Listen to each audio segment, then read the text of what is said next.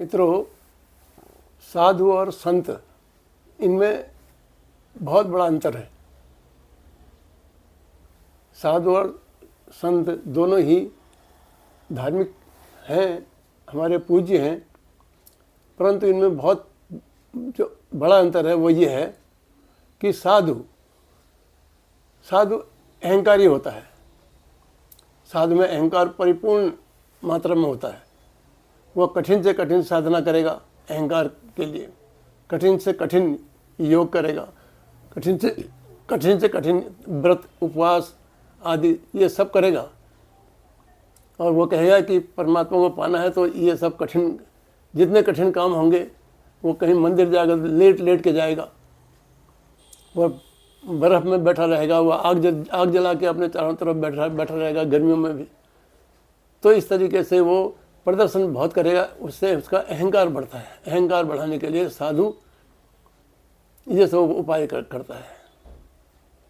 और इसके मुकाबले में संत क्या करेगा? संत कहेगा कि क्यों नाहक, क्यों बेमतलब में अपने शरीर को कष्ट देते हैं, किसको पाना है, कहाँ खोया हुआ है, सब तो है हमारे पास, उसके लिए इतना ये सब करने की क्या ज़रूरत है? सिर्फ तुम भूले हुए हो, अपनी भूल को सुधार लो, उसके लिए कोई ज़रूरत नहीं है, किसी भी तपस्या की ज़रूरत नहीं है, कोई भी साधना की ज़रूरत नहीं है। जो तुम ऑलरेडी हो उसको क्यों खोज रहे हो? कहाँ खोज रहे हो? कहाँ मिलेगा वो? तो दूर खोजोगे तो तुम्हें कभी नहीं मिलेगा, क्योंकि तुम ऑलरेडी हो, तुम हो ही उसको जिसको तुम खोज रहे हो। अपने आँख में चश्मा लगाए बैठे हो और चश्मे को ही खोज रहे हो, दुनिया में घूम रहे हो। तो ये संत की भाषा होती है। संत कभी कोई साधना तपस्या के लिए वो कहता भी है, अगर साधना तपस्या के लिए कहता भी है वो, तो संत सिर्फ जो है हमको ये बताना चाहता है कि ये सब तुम करके देख लो, कुछ नहीं होगा, कुछ नहीं होता, इसका अनुभव कर लो, कठिन से कठिन साधना कर लो, होता कुछ नहीं है, परमात्मा नहीं मिलेगा, तुम करके देख लो। तुम तभी मानोगे जब तक तुम जो है करके नहीं देखोगे। तो इसलिए संत और साधु और संत में ये अंतर है। अब संत जो है वो अहंकार की सारी सीढ़ियाँ जो साधु कर रहा है उनको पार करके संत होता है। शुरू में उसने भी साधनाएं की हैं, चाहे वो किसी तरह की हों, साधनाएं संत भी करता है, लेकिन वो करते करते ये जान चुका है कि करने से कुछ नहीं होता है। और जिस दिन वो साधना सब छोड़ देता है फिर कि करने से कुछ नहीं होता है, उस दिन वो पाता है कि ये तो उसको परमात्मा से मिल जाता है। लेकिन पहले करना भी जरूरी है, बिना करे ही वो उसका अनुभव नहीं होगा।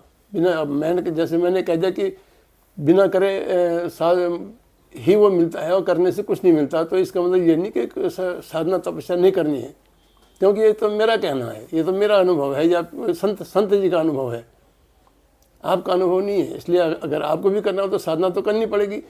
करके आपको ये जानना पड़ेगा कि साधना करने से कुछ नहीं होता है, तब वो आपका अनुभव बनेगा।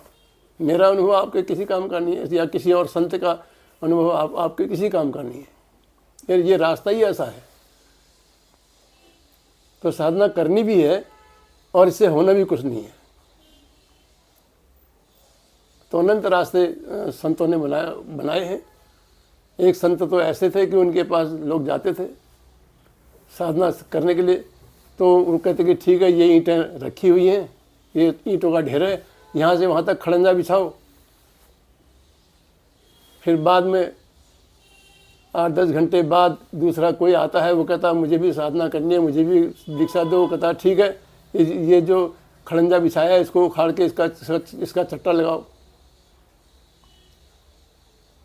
जब वो आगे वाला देखता है कि मैंने सुबह से शाम तक इतनी मेहनत से ये खड़ंजा बिछाया है और अब ये इसको दूसरा इसको ऊपर उठा रहा है, उखाड़ के फिर ढेर लगा रहा है, तो उसका मन विसर्जित हो जाता है।